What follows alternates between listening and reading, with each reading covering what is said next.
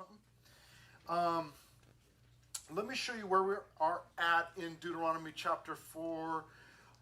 Deuteronomy chapter 4 broken up into four main divisions. We have been through the first two. We will cover the last two this morning. The first part was Moses telling the people to follow God's word. Do not forget to follow God and follow God's word. And then the week after that, and then last week we finished up that second section, which was on forsaking idolatry. And he's telling them in that section, listen, when you go into the promised land, there are going to be remnants of idolatry there. The people that live there now are idolaters. And you need to make sure that you forsake that idolatry. Do not get involved in that. And then future disobedience, obviously we'll get in that today in the favor of God. But what a strange thing. He goes from forsake idolatry. He's telling them forsake idolatry.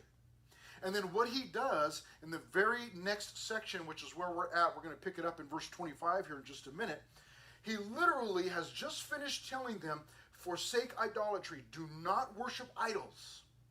In the very next breath, the section that we're in, he tells them, however, when you do worship idols. And so we'll take a look at that. We'll pick it up at verse 25, where it says, when you beget children. He's going to set the timeline for them here. When you beget children and grandchildren and have grown old in the land. Now he starts out there, verse 25, this section, giving them a timeline. Now this is for you and I. We've got to pay attention here because what happens is this can throw us off. When you beget children, okay? Now let me talk to high school service right now, Sunday morning right now. Let me just say to you, I want you to imagine yourself when you have children. Okay? Now imagine yourself when you have grandchildren. And then, thirdly, I want you to imagine yourself when you have grown old in the land.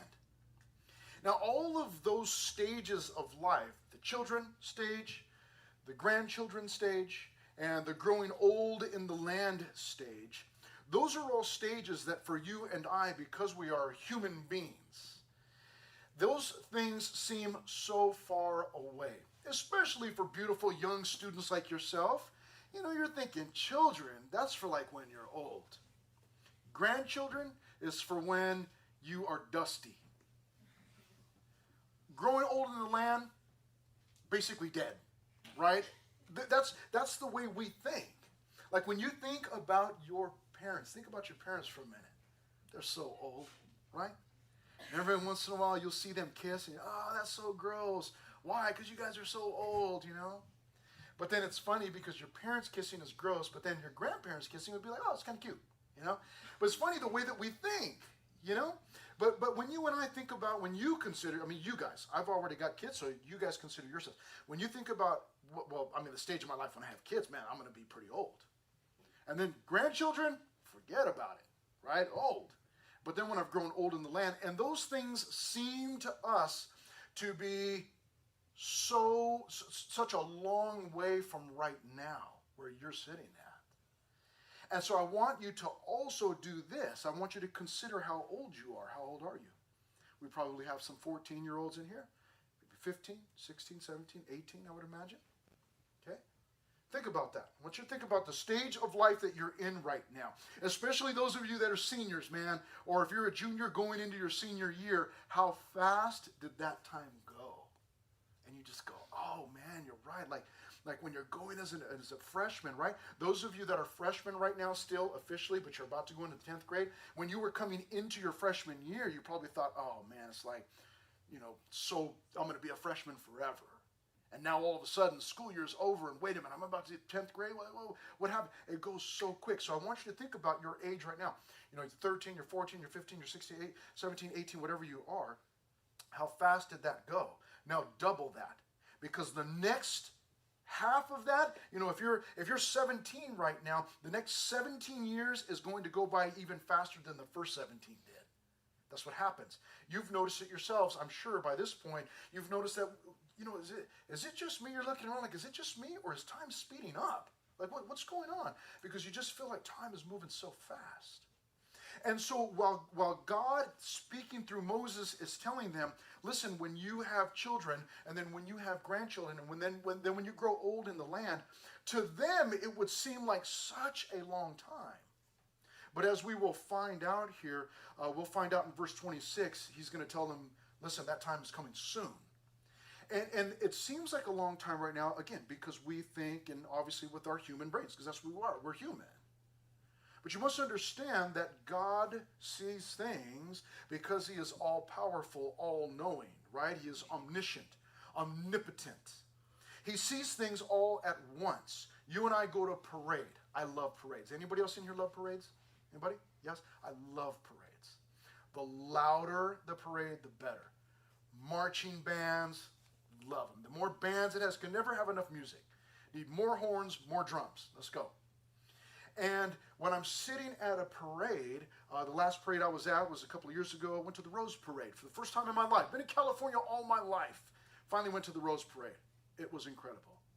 Wasn't long enough, wasn't loud enough for me, but it was pretty cool. And you're sitting there, and you got your drink or whatever, and you're enjoying. And the floats are coming by one at a time. If you've never been to the Rose Parade, you need to go. You can smell the floats, all the flowers. You can smell them as they're going by. And I've got a terrible sense of smell. But they're going by, marching bands go, oh man, and then you look down, you get up and you look down the street, everybody does that. They get up, like the little kids are looking down, and Pastor Chris, and I'm like looking down, like, oh, where's it, man, I can't see the end, and then you look down that way, like, I don't know, where's it go? I don't know, it just goes forever. And it just seems to go forever. And yet, if you and I were to get up into one of those Goodyear blimps, okay, everybody knows what a Goodyear blimp is? That egg-shaped, big silver blimp that's up in the sky. You get up in that blimp, you get up high enough, you can look and you go, oh, there's the beginning over there, and oh, there's the end. You see it all at once. All at once. That's how God views things. He sees them all at once. He's not waiting for things to happen, it's going to happen. So when he tells them here, listen, there's going to come a time when you have children and grandchildren, and you've grown old in the land, and then in verse 26, he says that's going to come really, really soon. That's why. So what you and I want to do is we want to do our best to try to view things the way that God views them. If God views human life as brief, I want to view human life as brief. I want to pay attention. That's going to help me stay on guard and pay attention and stay focused. He goes on to say in verse 25, when you beget children and grandchildren, and have grown old in the land. So it's coming. It's in the future, but it's coming. He says, and act corruptly, and make a carved image in the form of anything, and do evil in the sight of the Lord your God to provoke him to anger. There's a comma there. We'll get to the rest of it in just a minute. But he uses two phrases to explain to them what's coming in the future. He says, you are going to act corruptly and do evil, he says. Now, what is this corruption and what is this evil? Well, he tells them, you are going to act corruptly and make a carved image in the form of anything. We talked about carved images back in verses 16, 17, and 18. He just finished telling them, when you get into the promised land, do not make a carved image and then worship it. He goes on to tell them also about creation. Do not worship creation, the sun, the moon, the stars, the trees, the rivers. Don't worship those things. But he just finished talking to him about making carved images and not worshiping them. And he says, don't do that. And then beginning in verse 25, he says, however, when you do it. When you do that in the future. Is that because Moses is just being like a big bummer in summer and, oh man, come on, you don't believe in us, you doubt us or whatever? It is because this was Moses being motivated by God. This is God speaking to the people through Moses. And because God knows the heart of the people, because God knows, Moses knows. Moses himself saw it, right? You remember the golden calf incident? The incident of the golden calf? When the people had barely come out of Egypt, they still had Egyptian dust on their chanclas. And they're going through the wilderness, and what happened? Moses disappears up on the mountain. He's getting the 10 Commandments. Man, give the guy a break. Come on. But they said, oh, he's been gone too long. Make us a golden calf that we can worship and that will lead us back to Egypt. So that idolatry is in their hearts. It's ingrained in there. However, we are talking about a new generation. Those of you that have been around for, been along for the ride, you know that older generation died off. And this is a younger generation. But still, he's telling them, when you get into the promised land, you're going to act corruptly. You are going to do evil. You are going to turn away from the Lord, and you are going to make a carved image in the form of anything, whatever it might have been, a person, a bug, an animal, and you're going to worship it. And he says at the end of verse 25, and you do evil in the sight of the Lord your God, you are going to provoke him to anger. You're going to provoke him to anger. It's going to happen. And he says, when that happens in verse 26, Moses says to them, I call heaven and earth to witness against you this day. It's like, I'm telling you, I'm warning you, I'm telling you this is what's going to happen. So I'm calling heaven and earth to witness against you this day, that you will soon utterly perish from the land which you cross over the Jordan to possess. You will not prolong your days in it, but will be utterly destroyed. So in one breath, he tells them, he warns them, stay away from idolatry. In the very next breath, he says, you won't be able to stay away from idolatry. You're going to take part in idolatry.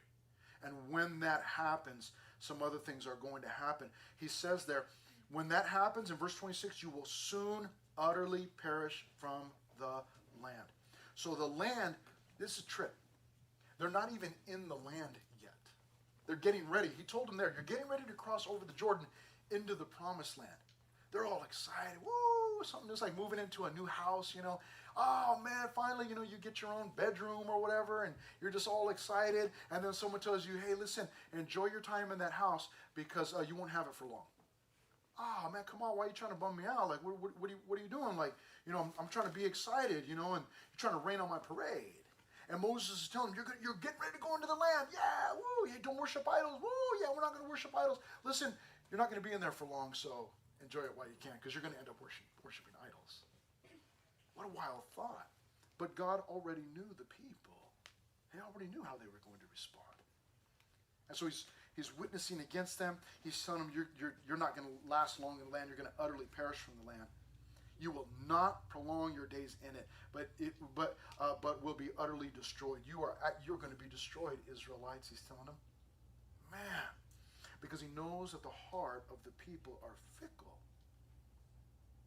I was at the LA County Fair last week or the week before, and went into the animal pen underneath the big red barn. I don't know if any of you have been in there, but I love sheep.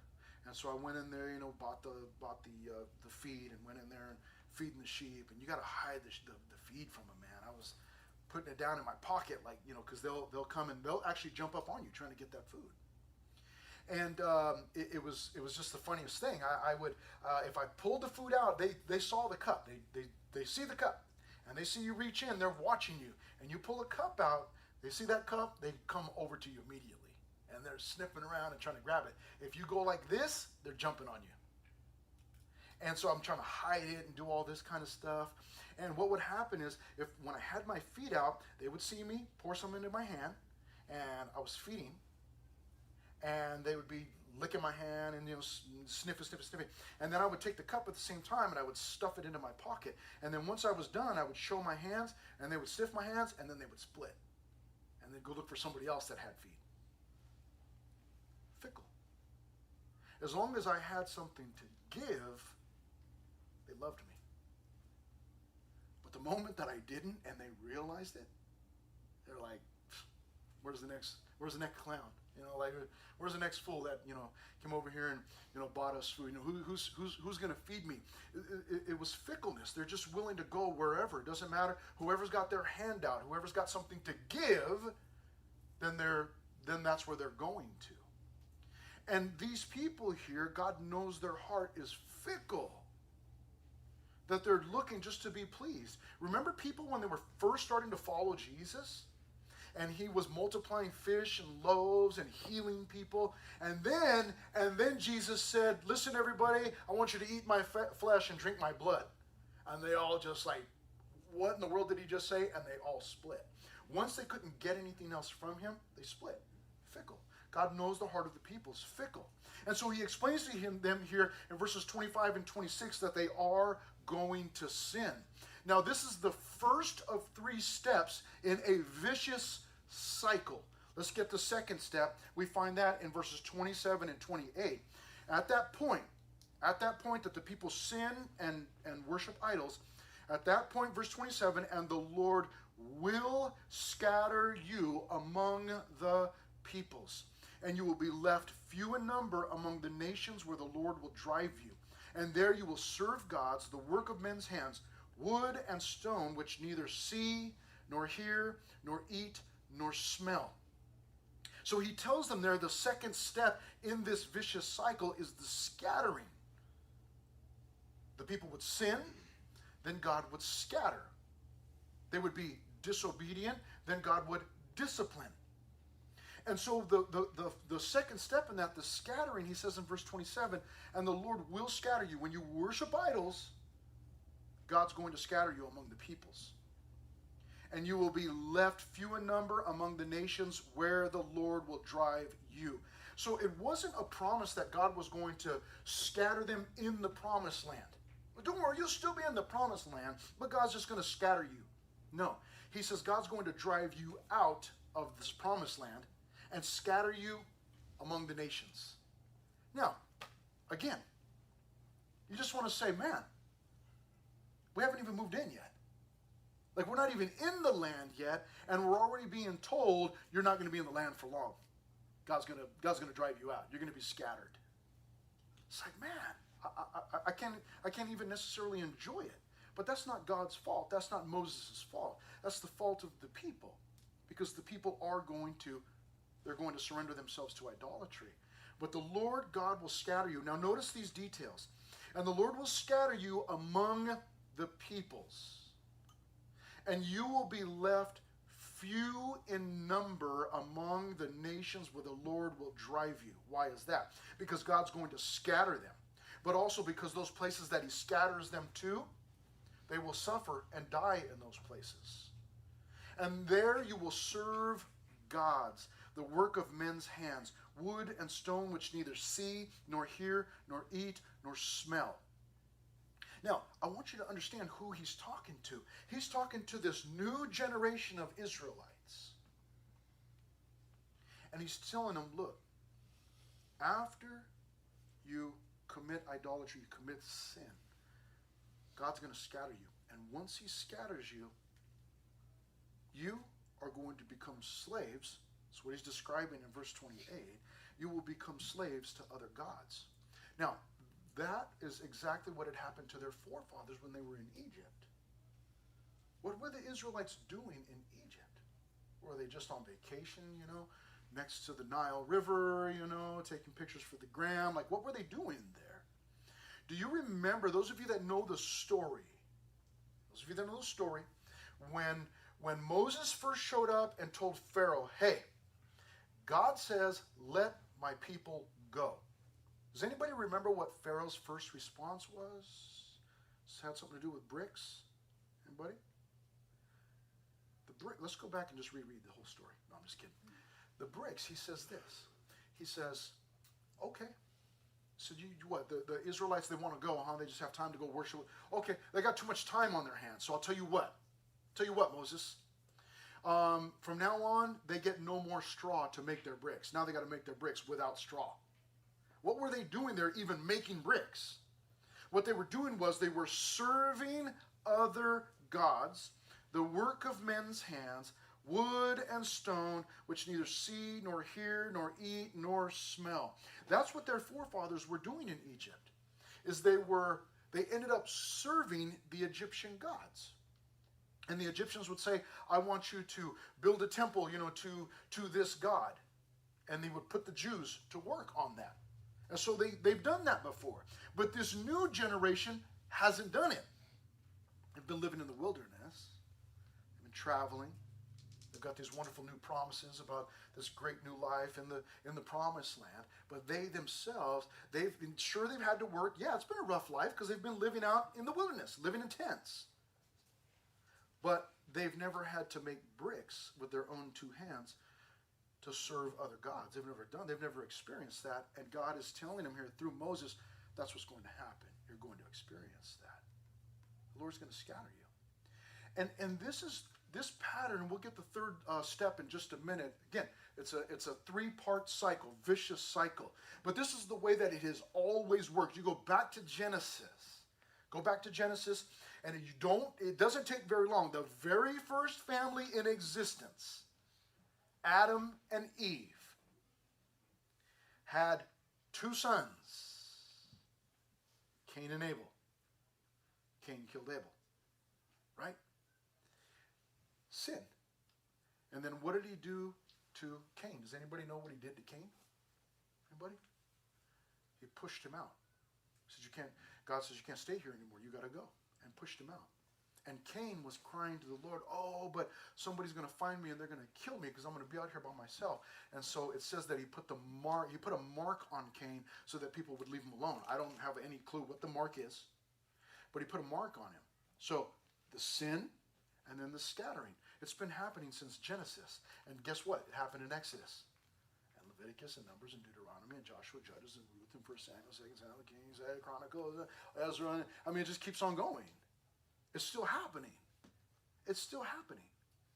This is the pattern. But it's not just the pattern for the Israelites. We realize that this is the pattern like in my own life. I'm not even a Jew. But this is the pattern.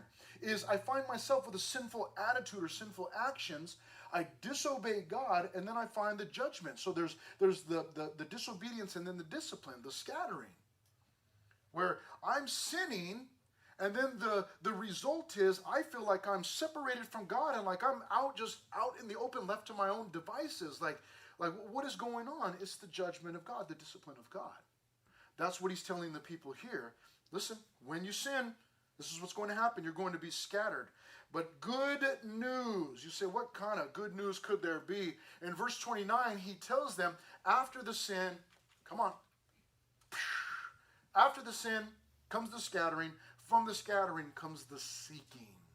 But from there you will seek the Lord your God. What a trip. They're going to be spread out. They're going to be serving other false gods. And then from that point, serving some other god, they're going to go, hey, wait a minute. I need to seek the Lord. What am I doing here?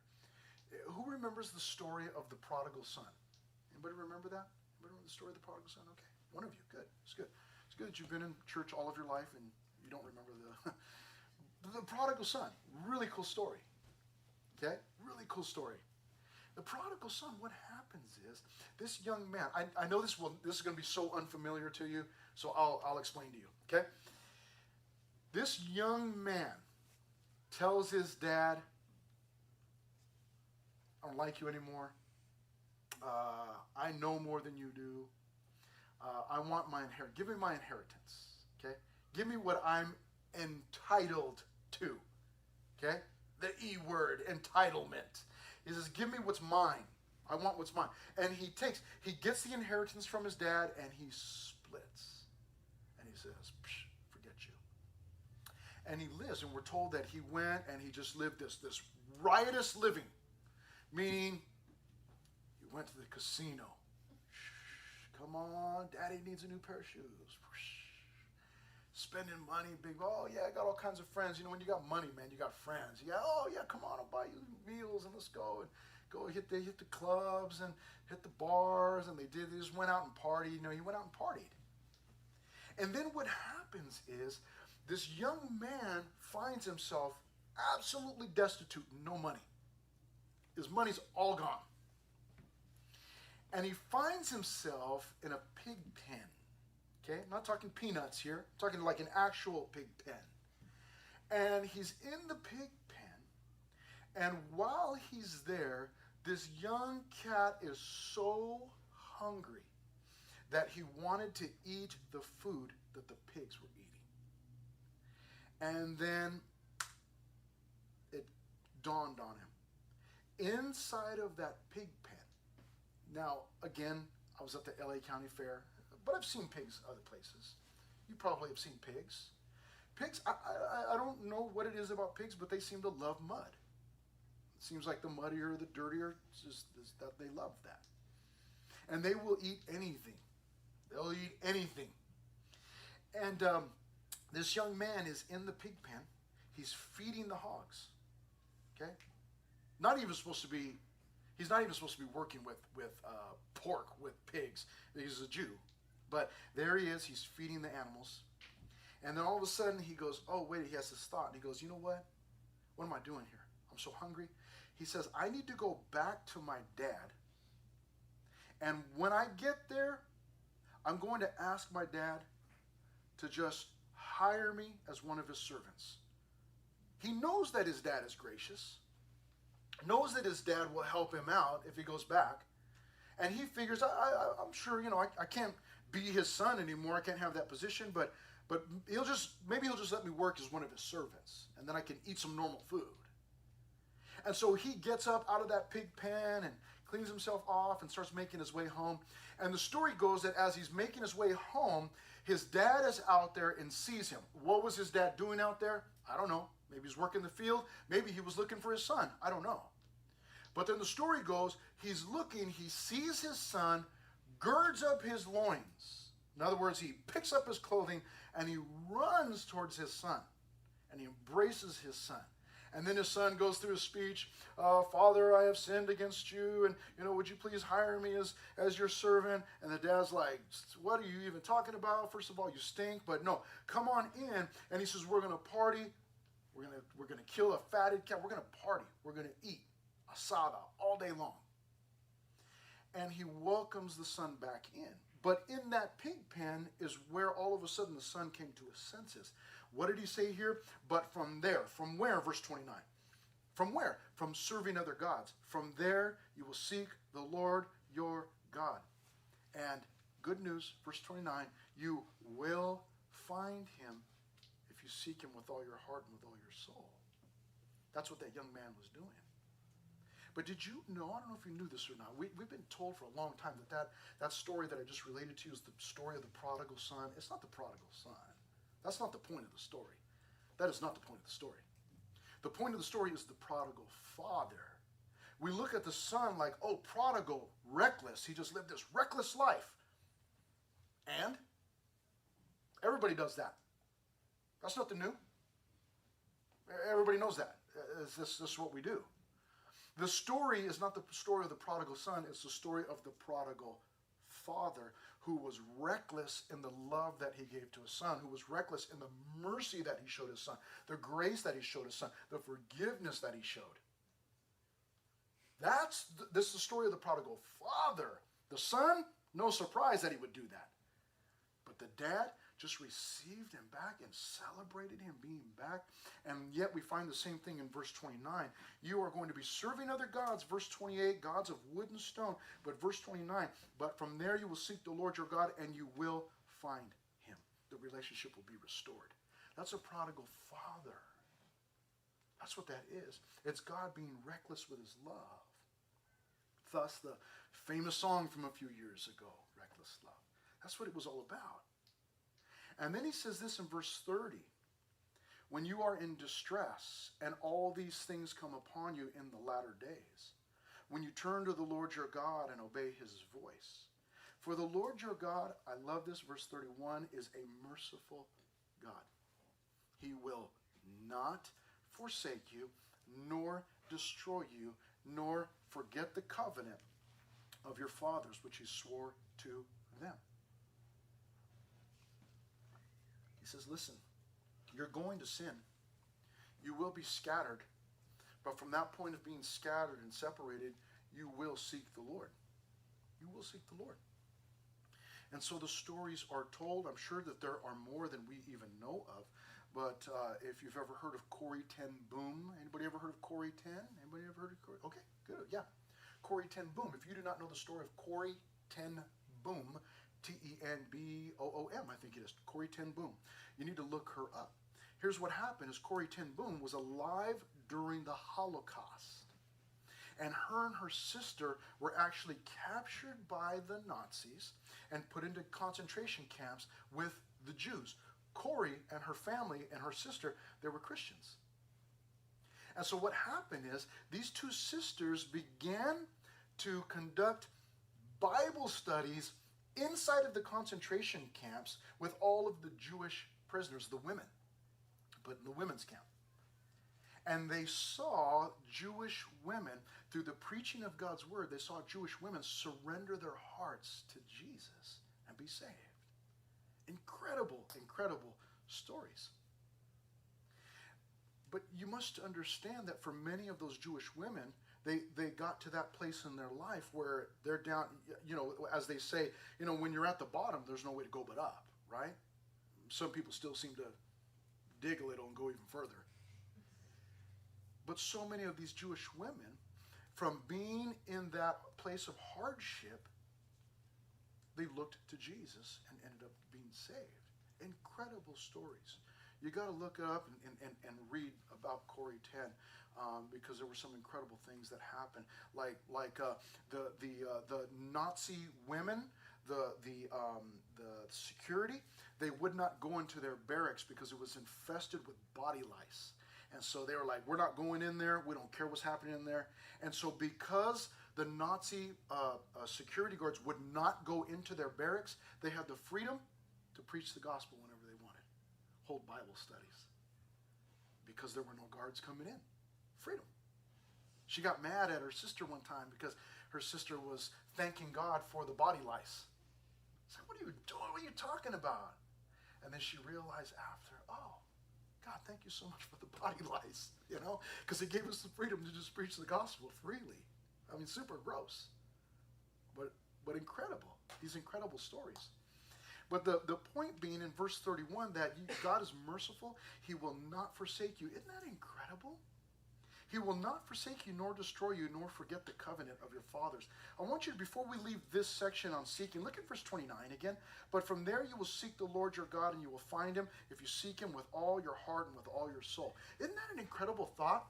That they would be idolaters at some point in the future and God was going to scatter them. But if they would seek the Lord, God would forgive them. I say, isn't that incredible? Because let me ask you a question. When you sin, when you've been living in disobedience, who's the last person that you want to have anything to do with? Isn't that crazy that when we sin, we run away from God? Isn't that a crazy thought? That when we sin, we run away from God. But here we're told in verse 31 that He's a merciful God. In Nehemiah chapter 9, He said, gracious and merciful, slow to anger, ready to pardon. It seems so strange that when we sin, we run away from God. We kind of disappear. From what we're reading here, what the Bible tells us, what we should do is when we sin, we should be running to God. Because God is merciful and He's going to forgive us. We're going to find Him when we seek Him. That's what I want, right? That's what I want.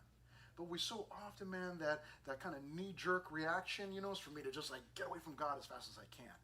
Man, when I'm sinning and disobedient, what I want to do is I want to go back to God as fast as I can. God, please have mercy on me. Please forgive me. Please, wipe away those things. Give me forgiveness again. What a strange thing. We need to learn to seek God. Here, the people are being told God's not going to forsake you. He's not going to destroy you, nor forget the covenant of your fathers, which He swore to them. Now, we move on to the next side. Now, this ends up being the pattern. This pattern will never stop. This is never going to stop. Sin, scattering, seeking.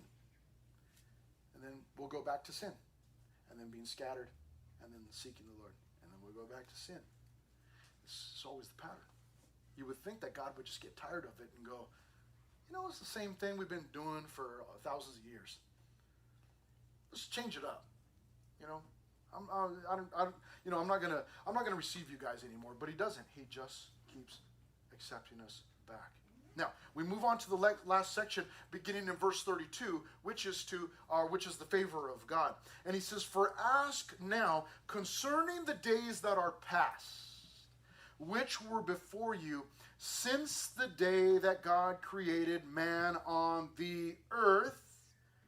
God created man on the earth. Notice he didn't say, since the day that man first began to evolve, since he first slithered out of the goo onto the shoreline and then became a man. He didn't say that. He says, since the day that God created man on the earth. So he takes it way back. Like, you know what, let's just go back to Genesis 1 and 2. I want you to think back to the beginning of time, verse 32, and ask from one end of heaven to the other whether any great thing like this has happened or anything like it has been heard. Now, the favor of God here, this section begins with a reminder. Remember, that's the theme of our series, reminders. And he's telling them here, ask now concerning the days that are past. Think back to the beginning of time. Think back from one end of heaven to the other. I want you to just think, as much as your brain can expand, I want you to think about this. And he tells them in verse 33, here's what he wants them to think about. Consider this. Did any people ever hear the voice of God speaking out of the midst of the fire as you have heard and live? He tells them something else here in verse 34. Not only remember that God spoke, but remember that God showed.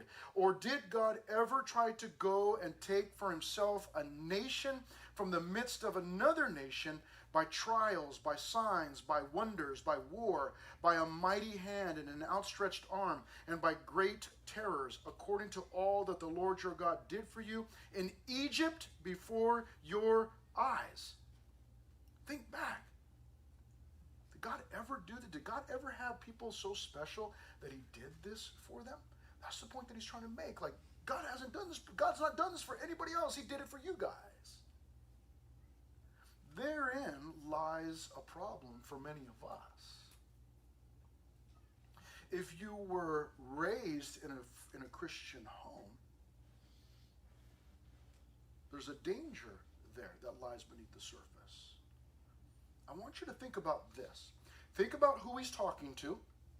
And he says, ask now concerning the days that are past, which were before you, since the day that God created man on the earth. Were they there? Were the people there when God created man on the earth? Were they there in Genesis 1 and 2? No, right? They weren't there. Ask from one end of heaven to the other. But notice what he also says at the end of verse 34. He says, according to all that the Lord God did for you in Egypt before your eyes. Wait a minute. The people were saved out of slavery in Egypt. They left. At some point, it wasn't long after, they got to Kadesh. And there was an incident there where the people disobeyed God. And then God said this. He said, you know what? You didn't trust me. You didn't want to live by faith. You weren't going into the promised land. He says, you're not going in. And he says, what I'm going to do is I'm going to march you around the wilderness for 40 years until what happens? Does anybody remember? What would happen over the 40-year span? All the old people would die. All the old people would die. And what would happen, God says, he says, once all the old people are dead, I'll take the new generation, those that were very young at that point and those that hadn't even been born yet, and he says, for the next 40 years, I'll raise up another generation and I'll take them into the promised land. So let me ask you a question. He tells them, you need to remember that God spoke and that God showed you. God spoke from the fire. God showed you with signs and miracles. These people were either not there or they were too young to remember. But he's telling them, don't forget about what happened to you guys in the past. You see, they would be in danger of going, well, I wasn't there. I don't really know what you're talking about. I mean, I heard about it, but I wasn't there. Therein lies a danger for those of you that have been raised or are being raised in Christian homes. There's a danger there that you, because you have not experienced the hardship of a life without Christ on your own, it can oftentimes be fantasy. It's not reality. You weren't there before when your parents were not saved. And maybe you've heard some of the stories of your parents saying, listen, before I got saved, this is how I was living. And maybe there was drug use. Maybe there was gang activity. In fact, I know for some of you, there was your parents was drug use, gang activity, illicit relationships, thievery. I've talked to your parents, I know. I know how some of them used to be. But you weren't there. What you are experiencing is the benefits and blessings and the produce of your parents surrendering themselves to the Lord. And it can become a danger for you when all you have, when all you've ever grown up with is the goodness of God. And it oftentimes, it reveals itself. You see the fruition, you see the fruit of it. And let me ask you a question. Don't answer this out loud because I'm not trying to embarrass anybody, but do you live in a home? And let me ask you a question. Do you have a separate home for your cars? Well, it's attached. Does that really count? No. You've got a house for yourself, and then your car has a house. Let's go a step further. Does your dog, he or she, have his own house? How about a refrigerator? Everybody's got a refrigerator, don't they? I'll tell you a story. But before we do that, let me ask you something. Do you have a packed refrigerator? And if there's not anything in there that you know how we do, we go to the refrigerator, packed out. Oh, there's nothing in here to eat. Then you go out to the garage to the other refrigerator. That just happens to be next to the deep freezer inside of the house that I have for my cars. Do you go to your closet and you got everything that you need? I was going to say want. I know you don't have everything you want, right? We always want more. One more pair of shoes, one more, but you go to your closet and it's just full. You go, oh man, look at that. Just, what do? We go to the same thing as the refrigerator. We go to the closet and we go, man, I don't have anything to wear. Right? We go look at our, man, got all these nasty 10 pairs of tennis shoes. I ain't got no shoes to wear, right? Those are things that we say. We're experiencing the benefits of a life that's been surrendered to the Lord. But oftentimes when you're young, what you're experiencing is the benefits of your parents being saved at some point in the past. And they try to relay the stories to you and tell you, man, this is what it was like without Christ. And you're kind of like, well, I don't really know. Like, I've grown up with all of this stuff, and this is just normal. I'm entitled to these things. Some of you have been to Nicaragua with me and you've seen the condition of some of the people that live there. Some of you have been to Mexico with me and you've seen the condition of some of the people that live there. I was in the Philippines a few years ago and we were doing home visits with the church. Our team, we all split up and small groups went to go do home visits. I went to a home. This is a Christian family, a family from the church in Philippines. We got there, we parked on the side of the road, walked back into the jungle. We came upon, in the jungle, from a distance, we saw this small brick building made out of gray bricks, 4 walls. There was a cutout for a door, but no door. There was a cutout for windows, but no windows. We walk up, hello, we're here, this is what we're doing. We walk in to find, I walk into this room, I look around, there's no electricity in this room. These are Christian brothers and sisters, our Christian brothers and sisters. Walk in, there's no electricity in this home. No door, no windows, dirt floor. I look over across from the front door, and the kitchen area is over there. There's a table. There's no counters, no refrigerator, no coffee maker in the corner just waiting for somebody to drop a pot in. There's no microwave. There was no sink, turn on, wash your hands, wash your vegetables, whatever. Looked around, there's no TVs, no electricity. Back in the jungle, and it's getting kind of dark already. This was dark in the home. And they said, hey, would you like to sit down? There's nothing to sit on. So what do? You plop your hind parts on the dirt. And you sit down, and we begin to talk to them. And they had two little boys, a Christian family. Christian family. They had two little boys, about that big. Both of them were blind, born blind. And as we're talking, they said, hey, would you like our sons to play a song for you? Play a song? Yeah, they play the ukulele. Yeah, I'd love that. They went into their little area of the home, had a little room area, and they went in there, and they had all their clothes kind of neatly piled on the ground, and they came out with ukuleles, two little blind boys. And they sit down, and they began to strum those ukuleles in unison. In unison. And you know what they started to sing? They didn't start to sing like, oh, let me share this, I'm going to share the Delta Blues with you and tell you about all of the bad times in my life, and, oh, I've seen some hardships and hard times. No, they began to worship God, began to sing a worship song with their ukuleles. And I'm sitting there thinking like, man, like, what do you have to be thankful for? Like, I got a home for my cars, I got a home for my dog. What do you have? You got a dirt floor, no electricity, no door, no windows, no flushing toilet, no running water, no refrigerator, no coffee pot. What do you have? What do you have to be so thankful for? It was their relationship with God. That's what they had. They had discovered very early in life, without any vision, they realized that I'm not entitled to anything. I got what I got, and thank God for it. That was it.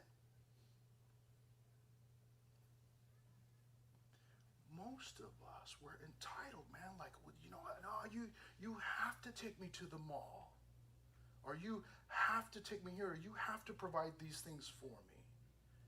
And you got some ground to stand on, because in the U.S. we've got laws, right? And your parents have to take care of you until you're 18 legally and all that kind of stuff. All right, yeah, they gotta feed you and all those different things. But do we find ourselves so entitled because we've been experiencing all the blessings of God? But those blessings are a result of a parent's life that many years ago surrendered to the Lord. Their life was much different. We don't know that life, right? Because we weren't there. That's what these people, they weren't in Egypt. They don't know what it's like to be enslaved to some false gods and to be enslaved to the Egypt. They don't know. And yet God is telling them, listen, it's going to happen. It's coming. You need to remember, when you're in that place, surrender your heart to the Lord. And he'll save you. But it's going to be a hard life. And he's telling them here in this section, verses 32 through 40, listen, you got to remember. You got to look back. And listen, I'm telling you guys here today, 2023, right now, I'm telling you, you need to go home and talk to your parents and say, hey, wait a minute. If they were not raised in a Christian home and they got saved somewhere along the line, you need to ask them, hold on, wait a minute. What was it like living without Christ? Because you don't know. You don't have a clue. You don't know. And you got to go ask them, what was it like? What was it like? What was it like to be lost, to be empty, to not knowing if you were going to go to heaven or go to hell? Some of your parents, no doubt, grew up in some pretty gnarly conditions. Ask them, what was it like? Well, I was on drugs, and this happened, and I was living out of my car or whatever. You're going to hear some craziness. But what that will do was the same thing that this will do for the Israelites. What it was going to do was help them to understand where their people had come from, what they had, which was so beautiful, a relationship with God. And that would help them to stay the course as far as following God. They needed to remember the favor of God, the fact that he spoke to them out of the fire, the fact that he showed miracles and signs and wonders when he saved the people out of Egypt. Now he goes on in verse 35 to say, to you it was shown that you might know that the Lord himself is God. There is none other besides him. Out of heaven, he let you hear his voice, that he might instruct you. On earth he showed you his great fire, and you heard his words out of the midst of the fire. And because he loved your fathers, not because the fathers loved him, because he loved the fathers. Your dad, who was such a scoundrel before he got saved years ago, he's not saved because he loved God. He's saved because God loved him first. Your dad simply responded to God's love. with or by returning that love. That's how this works. Because he loved your fathers, therefore he chose their descendants after them. You see what he just told them? He told them, listen, you guys right here, this new generation, he said, listen, the reason you're experiencing all of this blessing, he's telling them, he says, it's because God loved your fathers. And because he loved your fathers, he chose you guys.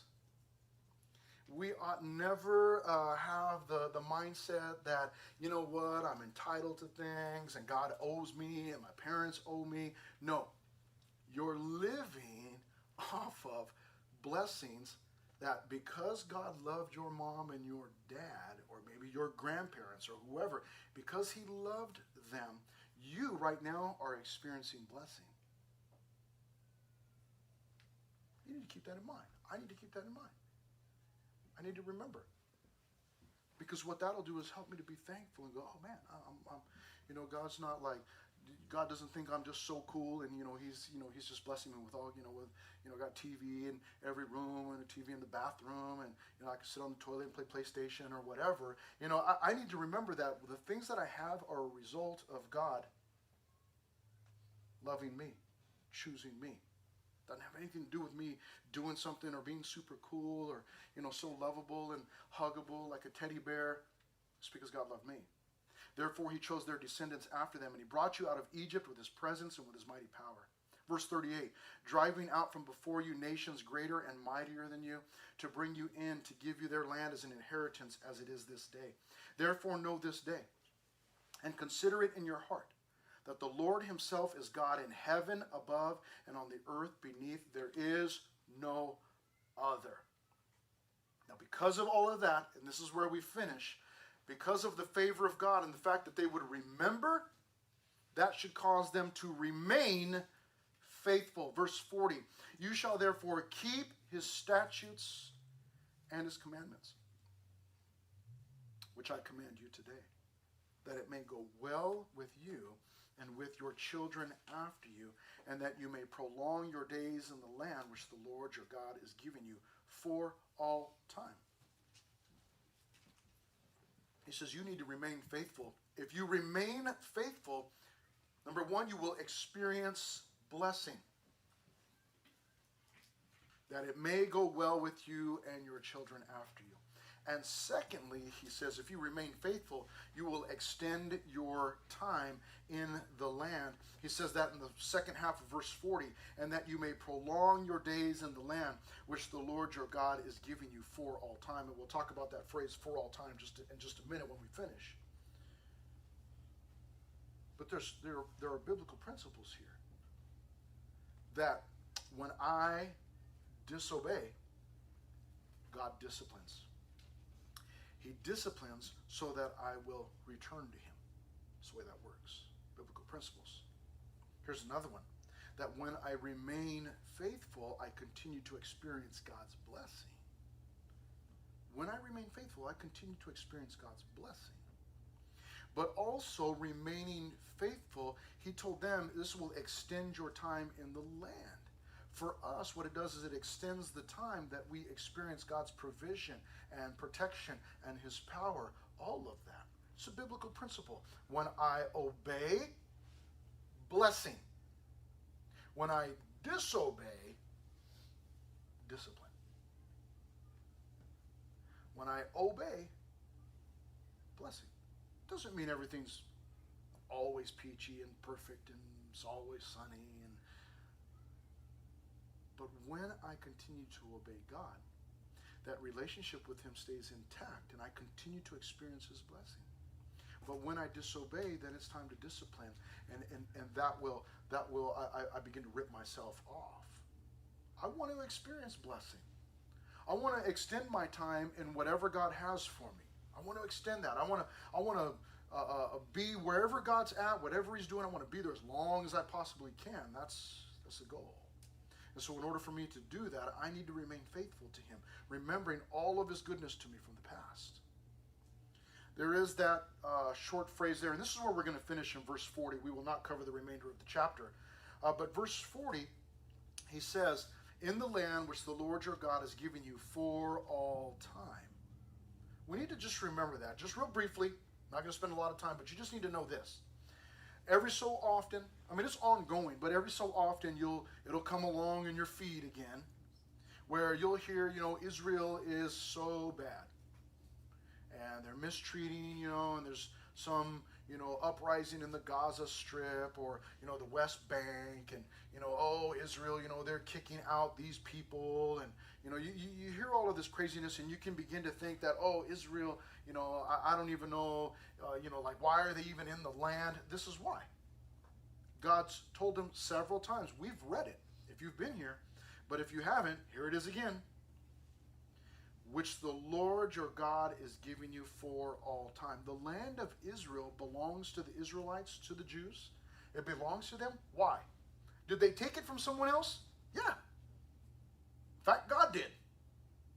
God took it from the Canaanites a long time ago. And did they move back in years later in 1948, I think it was? Did they move back in? Yeah, they did. Why? Because the land is theirs for all time. Why? Because God said. That's why. So you can argue and be mad about, they kicked these people out, or the people, they were in the land first, these people, and that's not fair. Okay, I don't know what to tell you. Argue with God. You can tell God about it, because God said it's their land for all time. It's always going to be their land. Ever since He gave it to them, it always has been their land.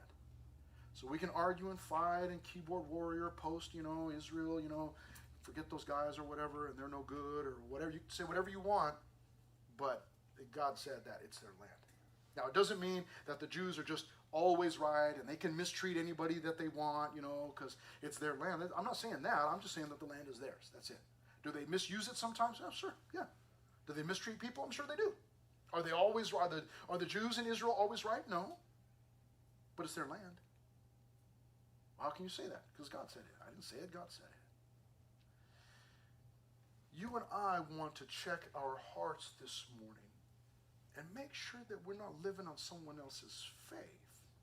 You see, that's essentially what Moses has been telling the people. You're getting ready to go into the promised land. And your parents have all died by now. You got to make sure that you have your own relationship with God and that you are being faithful to Him. And you and I have to do that same thing. We got to check our hearts and say, wait a minute, am I living on my own faith right now, or am I living on my parents' faith? I'm experiencing blessing from God through my parents. There's no doubt about that. But what about my faith? Is it mine, or is it just theirs, and I'm just kind of along for the ride? I got to have my own. Father, thank you so much for this morning.